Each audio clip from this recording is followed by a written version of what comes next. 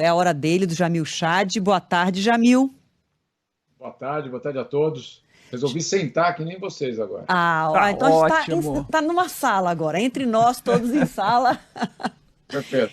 Jamil, vamos repercutir com você daqui a pouquinho essa decisão aí da Turquia que voltou atrás em relação à candidatura da Finlândia e da Suécia aí para a OTAN. Mas vamos começar com a pauta do dia que você tinha passado para a gente, para falar de uma premissa que a gente tinha de que o brasileiro é um povo hospitaleiro, mas agora um documento da ONU diz que que não somos tão hospitaleiros assim com os estrangeiros, é isso?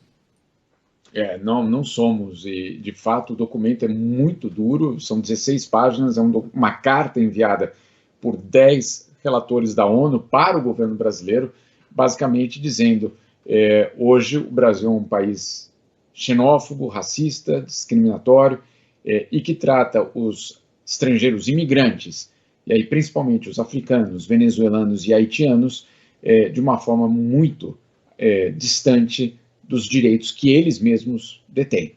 Então, é um alerta muito duro, fala de deportações, fala justamente de xenofobia em vários segmentos da sociedade, em dificuldades legais, inclusive, para que esses imigrantes e refugiados tenham acesso até mesmo a serviços básicos. Conta também um aspecto dramático, Adriana, de como a xenofobia acaba levando essas pessoas, esses refugiados, esses imigrantes, a evitarem os hospitais, evitar as escolas, e aí, claro, é aquele círculo vicioso do pior cenário possível.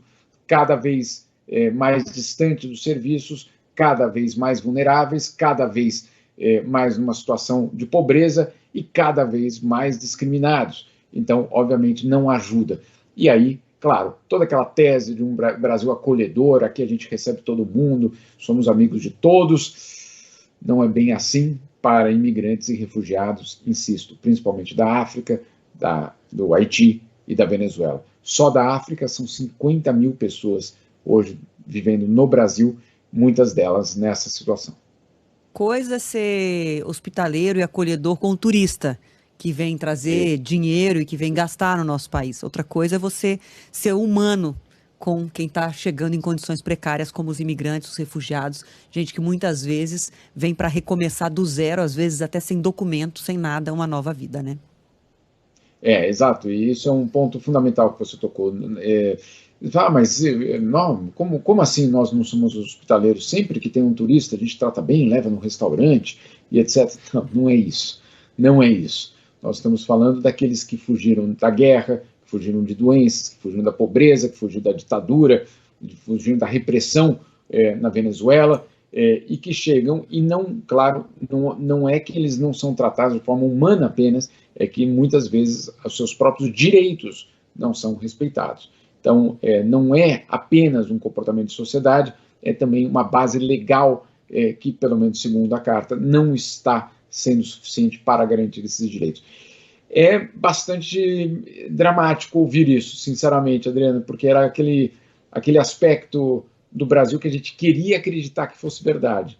Óbvio, ele não é, como até escreveu alguém nas redes sociais. Se nós não somos acolhedores, nem mesmo com alguns brasileiros, né, o que pensar daqueles que vêm de fora e, claro, recebem uma dupla discriminação, a por ser estrangeiro, a por serem, muitos deles, obviamente, negros, por serem pobres. São várias camadas que a gente sabe que no Brasil isso se traduz em racismo, discriminação e xenofobia. Muito bem, Jamil, temos 2 minutinhos ainda, mas é importante falar sobre esse assunto que o Alessandro de Lorenzo nos trouxe agora, né? Porque houve uma reviravolta ali na Turquia, o Recep Erdogan parece que agora está disposto a aceitar a entrada da Finlândia na OTAN, e é algo realmente que mexe diretamente com a Rússia, porque a gente lembra, né? Há esse acordo aí de cavalheiros entre Finlândia e Rússia, né? A respeito da neutralidade. E aí, ô Jamil? Fábio, olha, é o seguinte, o Erdogan ele é extremamente hábil, extremamente inteligente como político. É um governo que está longe de ser chamado de democracia. Eu tenho muitos colegas acadêmicos, que inclusive turcos, que não podem voltar para a Turquia só por terem escrito documentos, ou, perdão, trabalhos acadêmicos questionando a democracia, o Erdogan próprio. Então, não é um governo democrático, longe disso, né? Longe disso. Agora, o que ele consegue é dobrar, muitas vezes, a Europa, os parceiros, com jogadas muito bem pensadas. Uma delas foi essa. Ele vendeu caro, ele sabia que para a adesão de um país à OTAN, todos os membros da OTAN precisariam dar o seu sinal verde. Então, muito bem. Então, ele vendeu caro o voto dele. E é isso que ele basicamente barganhou. Do outro lado, no caso da Suécia, Finlândia, algum tipo de compromisso foi obtido, provavelmente vamos saber aí nos próximos dias, em relação à oposição turca.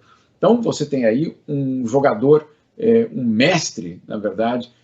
Não estou aqui elogiando no que se refere aos direitos humanos e democracia, estou dizendo como ele atua. E ele atua de forma extremamente inteligente para garantir os seus interesses, não diria nem os interesses da Turquia, porque aí representa inclusive uma repressão, mas é um jogador de um porte muito grande e que a Europa já descobriu que vai ter de negociar sempre com ele. Te dou outro exemplo rapidinho, os refugiados sírios, né? Ele basicamente barganhou algo muito impressionante. Ele basicamente aceitou que os refugiados sírios não continuassem viagem para a Europa, que eles ficassem na Turquia, em troca de muitos bilhões de euros de ajuda da Europa para a Turquia. Então, é um jogador, joga com vidas humanas, certamente, isso é deplorável, mas ele, mais uma vez, conseguiu. Tá certo, Jamil, muito obrigada. Qualquer novidade disso, você vai contando pra gente desses bastidores da negociação aí da entrada de Finlândia e Suécia na OTAN. Muito obrigada, até amanhã. Boa tarde a todos. Valeu, Jamil.